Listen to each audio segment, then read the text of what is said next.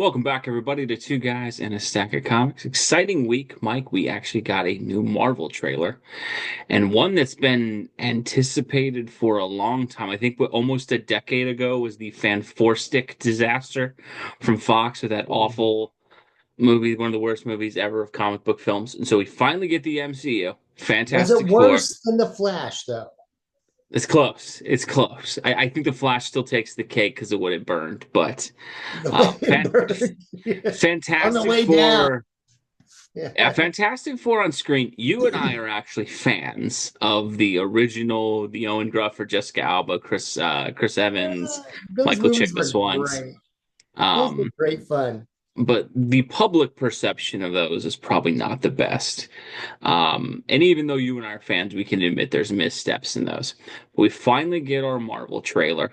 Finally came out. This is, pretty much the founding property of Marvel, the first family of Marvel comics.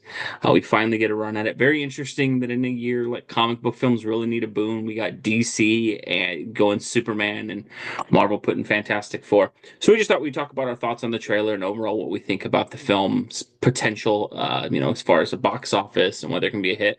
Mike, I'll kick it to you first, sir. What were your thoughts on the trailer?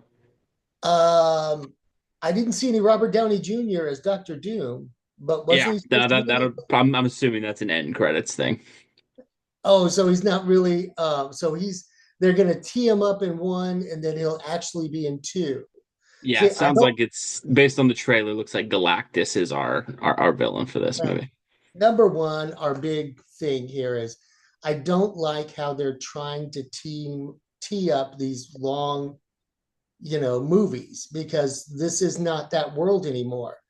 Like I would love a sequel, we would, but let's see how the first one does. Let's just do that one really good, and then let's see how that one does. I will tell you, I saw the trailer looked fun. Of course, all the trailers look really, really good. Even Yeah. the trailer for the Flash, I was like, this could be interesting. And of course, it had the Flash on it, so I was like, ooh, the Flash. Anyway, I love the groovy blue jumpsuits, and everything seemed a little retro. Like a I future don't, retro kind of thing. Yeah. yeah, and but the thing looked weird to me. But I was excited watching it, and I thought this looks kind of cool. But where's Robert Downey Jr.? But oh, this looks kind of cool. Oh, and they're gonna, tell the origin in some way, shape, or fashion. And I think that I don't know. hmm I'm always cautiously optimistic about movies because they're usually a lot of fun to watch. I can hit hard on the missteps when I want to, but like I always say, you got to separate the movie from the comic and kind of just look at it as its own thing and enjoy it if you can. And then you can critique, but just, get some popcorn at the movie and sit back and see if you have a good time. So the trailer for me, I think there were some good things. I do think it's one of those things where it's like when I was talking to my brother about this, and I was like, it's kind of like when your favorite team wins a game, but it was really ugly, and you don't feel good about the win. It's like they won, but man, that was an ugly game, and Like that's every kind of Chiefs game, like every Chiefs game. well, I don't know if the movie's gonna have the refs fix it for them like the Chiefs do. Yeah, Oh, I think the thing I don't think any of the cast looked bad. I think everybody could do well. But just the biggest thing that stood out to me when I was watching it was like, I like Pedro Pascal. I think The Mandalorian was a fun show. I watched it with my kids. He's great at that role. I didn't see Reed Richards off of him. And there's just small things, and this is the comic nerd thing.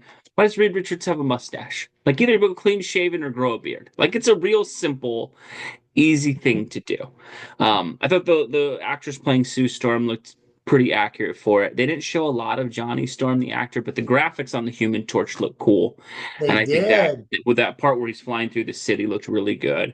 The thing, like you said, I think it looked a little weird at times. You could tell there was some Kirby influence, like there was kind of some scenes with his face where you could tell they were trying to recreate the panels. I don't know how that's going to work out. I think one of the underrated parts of that Michael Chiklis portion of the ones in the 2000s is that was body makeup and stuff like that on him, and And that it was looked really and good. it That captured looked the like, performance. And so I don't know if CGI can really capture the thing as well as that, and that like the problem for the Fantastic Four is the thing is probably going to be the standout character. Like it's funny, I was watching with both of my kids, like both of them instantly gravitate towards like the thing. That's my oldest kind of has good memories of childhood of watching those Fantastic Four ones. My youngest instantly grabs onto that, and so I think it'll be interesting to see if the CGI portion can really carry the thing well, because unlike Thanos, where you can kind of get the facial capture, the thing will be kind of tough. I think the hard part for this is I'm going to be unnecessarily hard on a Fantastic Four movie, and I know that mentally because I do love that property and I want it to be done well. And so the specter that kind of hung over this entire trailer, as cool as Galactus looked at the end, and I thought that looked amazing that he had the full Galactus helmet, is that there's no Norrin Rad in this movie, and it's going to be the Shala Ball female Silver Surfer in the movie instead. And that hung over that whole trailer for me is like I get excited, and then I remember we still have that we're going to deal with Galactus, but we're not actually going to have the Silver Surfer. I oh, think you like know what? We got to have Lauren on the channel when the movie yeah, comes out. Got to go see it with for Lauren. sure our friend Lauren He will have is to come on, he, and she's a huge he Fantastic Four fan. the ultimate Fantastic Four fan. I think, and I'll be curious in your thoughts on this. I just think, like you said, the no Downey is Doom. I understand why Doom might not be in this movie because of Downey. I just think it's a foundational mistake to start with Galactus as the Fantastic, because what you have to do, and this is where I think again, this is where comic book movies always put the the cart before the horse kind of thing. The Fantastic Four to make Galactus matter. The reason that hits so much in the comic books is one, the Fantastic Four, I believe, for the first 40 or so issues were all kind of one off issues that resolved the plot within that singular issue. And then when Kirby really put everything into that Galactus trilogy of issues, which I believe is 48, 49, and 50, if I'm correct, the That's right. three, that was like the game changing up the stakes, not resolved in 1 week, the war.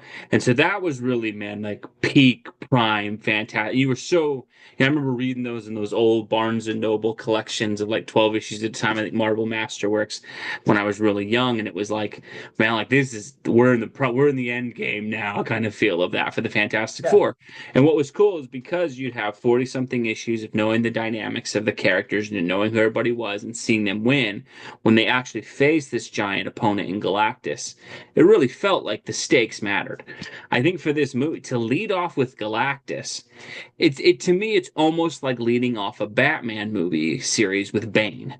Yeah. Bane is really a much better villain after Batman is Batman because you've seen him. I think that's what Nolan did really well, building to Bane. Because by the time Batman faces Bane, it's like, okay, you've seen this guy. So when he loses and gets his back broken, that really hits the audience in a different way. Once the Fantastic Four, in the first time that we see them, can take down Galactus, it's kind of hard to pit them against anybody else. Like this is sort of the big boss bad guy that they should have. And I know the comic books obviously pitted them against different ones, but I just think from a cinematic aspect, that's a mistake to lead off with Galactus when to me, it should have been Doom. I know they're doing a huge thing with Doctor Doom and this Doomsday thing, and he's an Avengers level threat and all that.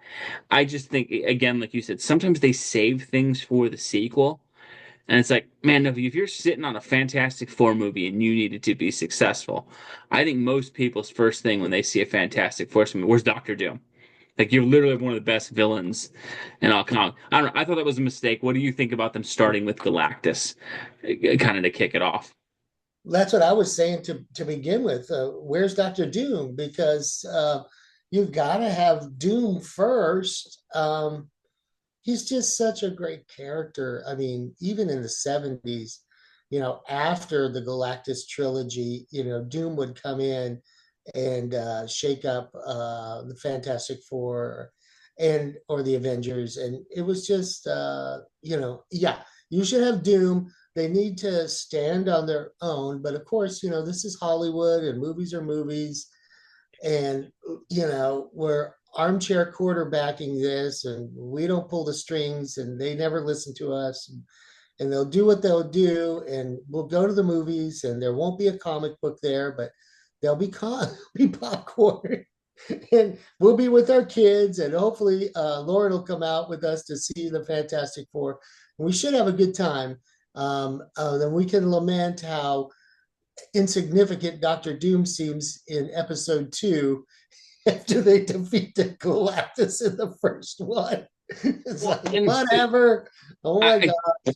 I think the other problem with this is, and again, I appreciated the retro kind of futuristic tone and all that stuff. I thought that was kind of cool.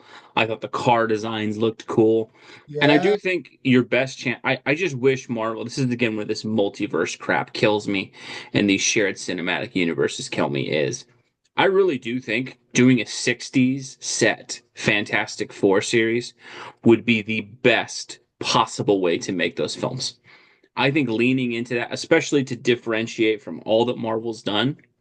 But what, again, hangs over this, the specter that hangs over all of these Fantastic Four films is the MCU. And it's crazy because we waited so long for the Fantastic Four to get into the MCU.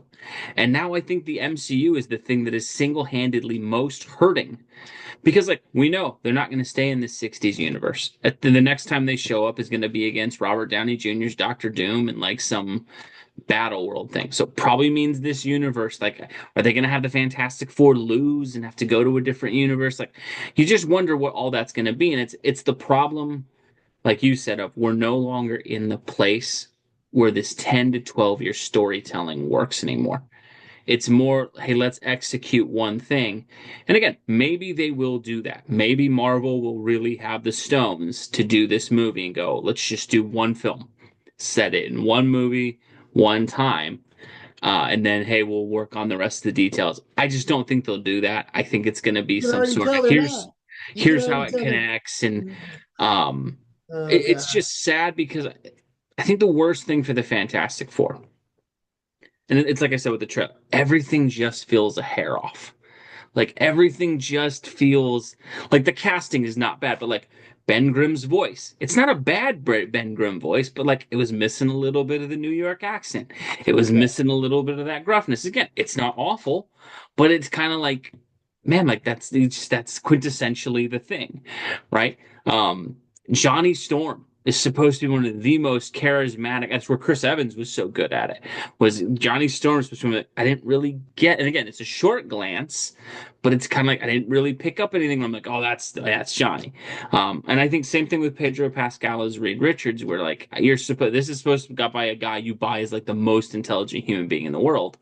I don't know if I get that off of Pedro Pascal. He's a good actor, but it'll be interesting to see how they do. But I think at this point it's just so weird that I think what used to be the best asset for movies was the MCU. We went and saw Ant-Man and Guardians of the Galaxy and some of these movies that we probably wouldn't have seen because it had the MCU branding. It is crazy how that is now more of a scarlet letter on it than it is this huge boon that makes you want to go see it.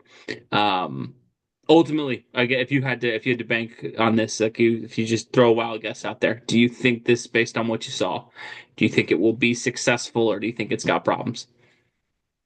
For the fans, it's probably going to have problems. Okay. For the general population, if they release it at the right time, I think the movie goers will show up. I mean, moms and dads with their kids, and hopefully they'll go see it. My biggest thing is I don't know if they really, I mean, they have to understand what the stakes are at this point of the juncture. I know DC really doesn't get it quite yet. You would hope that Marvel would, that you really have to hit a home run on whatever you produce right now because these movies are tainted goods right now. You can hit or miss. The audiences are lukewarm. You really got to hit a home run with these movies to get everybody back in the theater on board, so you have enough profit where you can justify episode 2. And I think the long term planning is a little bit of shooting yourself in the foot. Um, they just need to make one independent movie, just like the original Iron Man. Just put it out there, put everything into it, pretend like there's never going to be another movie. Don't worry, writers. you can always write your way into a If you sequel. knock it out of the park, there Yeah, will be another sequel. Yeah, like you that's don't the you don't have to worry about it, but don't like convoluted, Easter eggs for what could be that may never be. That's just wasted plot, action, and story time because you got to hit the normies with a home run to get them juiced about Marvel movies again. yeah. I just I will say I'm gonna see it opening day. I love the Fantastic Four. I will absolutely be thrilled if I walk out of this going, man, great stuff. Like I'm Yeah. so excited. I will the biggest thing, and this is where I just don't trust Marvel anymore. They just make decisions. The female Silver Surfer, I think, is gonna be a huge, huge mistake in this movie because Agreed. it's just so unnecessary. I think that's the thing of and I get it, it's probably done for everybody's favorite word, representation and stuff like that. And look, there's a lot of great female characters in the Fantastic Four. So build out Sue and build out Alicia Masters and build out the other characters. When you go with the change of making the Shala Ball version of Silver Surfer, even though we haven't seen her appear on screen or anything yet, I can already tell you, no matter how well that's executed, as a comic book fan, as fans of that, we are going to look at that and go, what the heck? It's not Norrin Rad. What is this? Yeah. That's not the Silver Surfer. And I And think I got to give the old movie props for the limited CGI they had. they did Um, him very well. they did him pretty well, wouldn't you say? Yes. No, and that's the He biggest felt he problem I'm gonna felt have with this is he that felt is a true to the major character. that is a major character. And that's the biggest thing. I've been surprised because I've seen so much positivity from channels about this trailer, from people going, I think it looks good. And look, there are some things. But when you have a huge character like Norrin Rad, and for me personally, what makes me mad about the whole Norrin Rad thing, when you know how much Stan loved that character, when you know how much passion he had and how philosophical he liked to get with the Silver Surfer in the series, and how much fun Jack Kirby had designing that character, and how personal that was to both of those great men who did so much of the comic book thing, to take it and just go, we're not using Norrin Rad. And I don't even know It's who this character instantly. is, but I heard she was like in a one or two Well, issue. it's Shala Ball, so it's Lauren Rad's love interest from the comics that he had to leave on Zenlaw, and it's from the basis of using her is from a Earth X comic book that she was in for one issue and died in that issue. From and so that again, that's it to me. The Silver Surfer as a comic book fan, that's not a small character. That's a guy who's got his own series for And, decades. and the irony of it is that whoever dug deep to find that character No, had all yeah, the that's I material in think. front of him to use a real character And you pull one character out of an Earth X comic book. And to me, the biggest thing that I look at with Silver Surfer, it would be as if you and I they released a trailer for a Heroes for Hire series with Power Man and Iron Fist, except Iron Fist wasn't Danny Rand. It instead was going to be Misty Knight with the powers instead. That is what except well, Misty Knight's a hero, so that's not even a perfect example. I mean, to take Silver Surfer's love interest, it's Superman movie launching with Lois as Superman instead of Clark. It's like it's not that it's a bad character. It's not that the character's irrelevant. It's just why.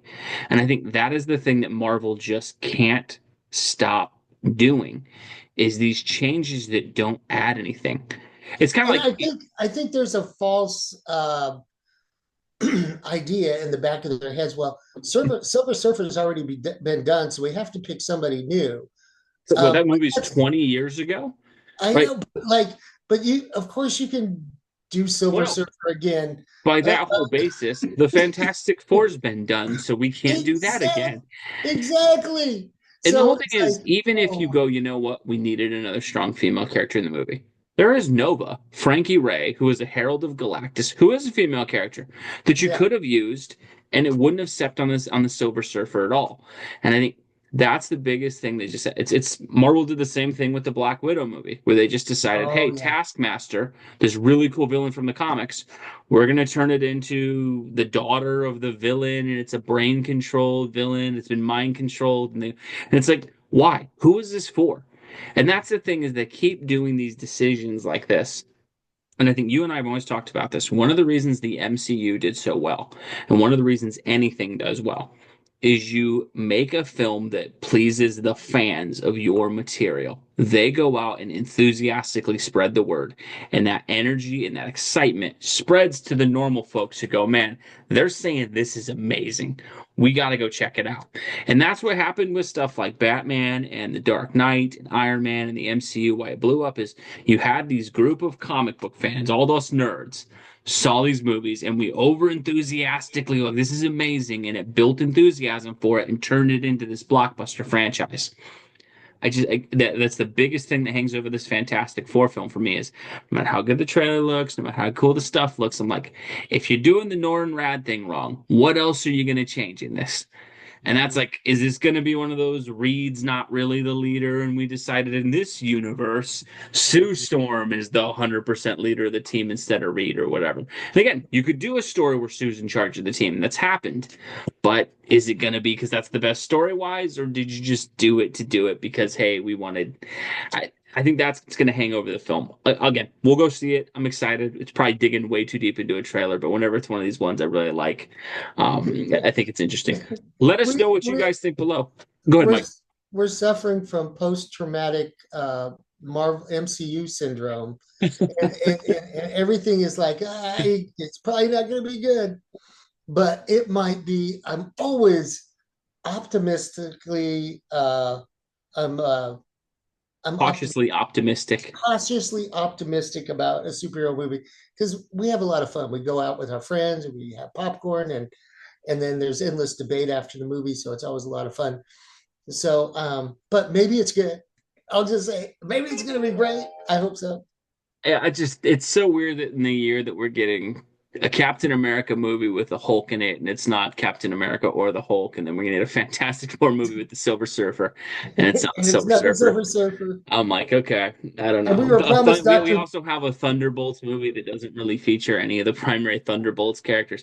It's just a really interesting place to be with films at this point. Hey, But that might be the last nail in the coffin. Like I said, it's really critical for all these movies that they put out that they just plan them carefully, do one a year, see how it just goes. get one good hit. Yeah, and then we can build from there. Yeah. All right. No, we'll see. Let us know what you guys think below. What do you think of the Fantastic Four trailer? Are you looking forward to the film? As always, folks, thank you so much for watching. God bless you. We'll catch you in our next video. Thank you, everybody.